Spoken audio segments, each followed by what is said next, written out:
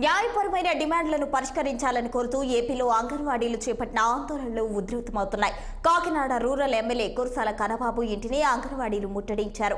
కార్యకర్తలు ఎమ్మెల్యే ఇంటి వద్దకు చేరుకుని ప్రభుత్వానికి వ్యతిరేకంగా నినాదాలు చేశారు. కన్నబాబు అందుబాటులో లేకపోవడంతో ఆయన తండ్రి కురసాల సత్యనారాయణకు వినతి పత్రం అందజేశారు.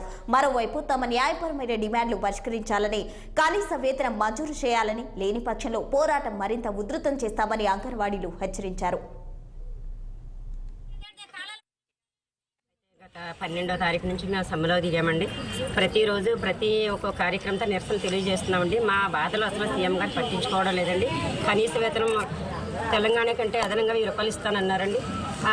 అది కూడా మాకు నెరవేర్చలేదండి. ఇప్పుడు తెలంగాణలో 13,600 ఇస్తున్నారండి, అలాగే 14,600. ఇప్పుడు ప్రభుత్వం అయితే అండి రేవంత్ రెడ్డి గారు 18,000 ఇస్తున్నారండి.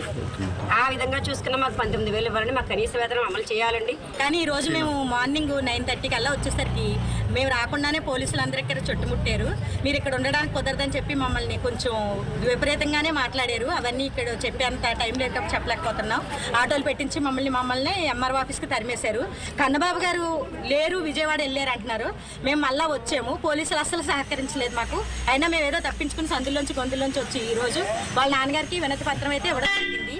ఈ రోజు మేము ఆయన మీద ముట్టడైతే చేయాలని నిర్దేశంతో రాలేదు. మేము మా వినతి పత్రం ఇవ్వడానికి వచ్చాం. కానీ మా మీద చాలా దౌర్జన్యంగా పోలీసులు అయితే ఆపడం జరిగింది. మేము ఈ రోజు ఇచ్చిన వినతి పత్రం ఆయన స్వీకరించి అందంగా సీఎం గారికి మా బాధలు వ్యక్తపరుస్తారని ఆశించాం. కానీ